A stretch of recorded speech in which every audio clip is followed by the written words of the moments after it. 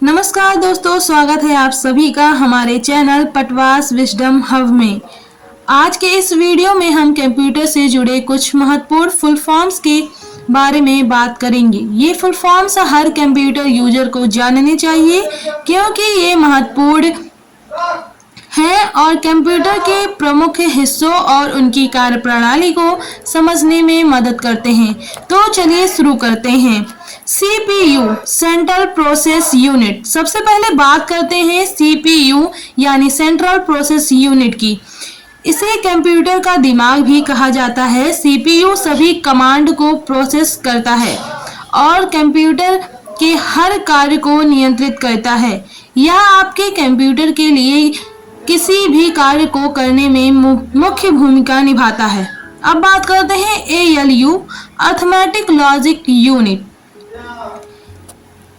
यह CPU का एक हिस्सा है जो गणितीय और तार्किक कार्यों को करता है, जैसे जोड़ना, घटाना, गुणा करना और विभाजन करना। इसके बिना कंप्यूटर का कार्य करना असंभव होता है। अब बात करते हैं कंट्रोल यूनिट CU। CU का मतलब कंट्रोल यूनिट और यह CPU का एक महत्वपूर्ण हिस्सा है। कंट्रोल यूनिट सभी कार्यों को नियंत्रित करता है और यह निर्णय लेता है कि किस कार्य को पहले किया जाए और किसे बाद में।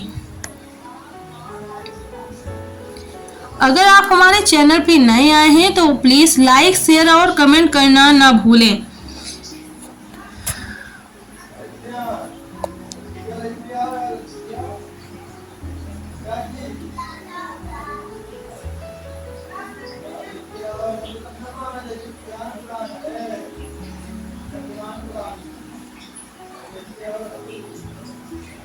उसके बाद बात करते हैं रैम की। रैम यानी रैंडम एक्सेस मेमोरी। रैम का मतलब रैंडम एक्सेस मेमोरी है। यह कंप्यूटर का अस्थायी मेमोरी होता है जहां पर आप जो भी डेटा या प्रोग्राम चलाते हैं वे अस्थायी रूप से स्टोर होते हैं। जैसे ही आप कंप्यूटर बंद करते हैं रैम का डेटा मिट जाता है। उसके बाद बात करते हैं रोम की, रीड ओनली मेमोरी।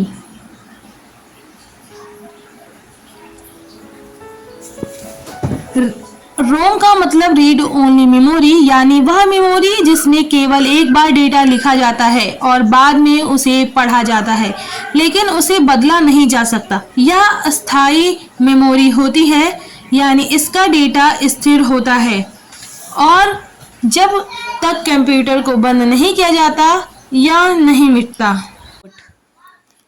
सबसे पहले बात करते हैं इनपुट की। इनपुट का मतलब डेटा या जानकारी जिसे हम कंप्यूटर में डालते हैं। या किसी भी प्रकार का डेटा हो सकता है, जैसे कि कीबोर्ड से टाइप किया गया टेक्स्ट, माउस से क्लिक किया गया इनपुट या फिर किसी स्कैनर या कैमरा से प्राप्त इमेज या वीडियो। इनपुट डिवाइस जैसे कीबोर्ड, माउस, माइक्रोफोन आदि इस डेटा को कंप्यूटर में भेजते हैं। अब बात करते हैं आउटपुट की। आउटपुट का मतलब वह जानकारी जो कंप्यूटर हमें देता है। जब कंप्यूटर हमारे द्वारा दिए गए इनपुट को प्रोसेस करता है तो उसे हम आउटपुट के रूप में प्राप्त करते हैं।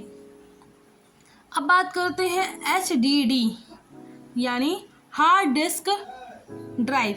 यह कंप्यूटर का अस्थायी डेटा स्टोर करने वाला हिस्सा है। इसमें आपकी फाइल्स, प्रोग्राम और ऑपरेटिंग सिस्टम स्टोर होते हैं। यह बहुत ज़्यादा डेटा स्टोर करने की क्षमता रखता है। उसके बाद आते हैं USB यूनिवर्सल सीरियल बस।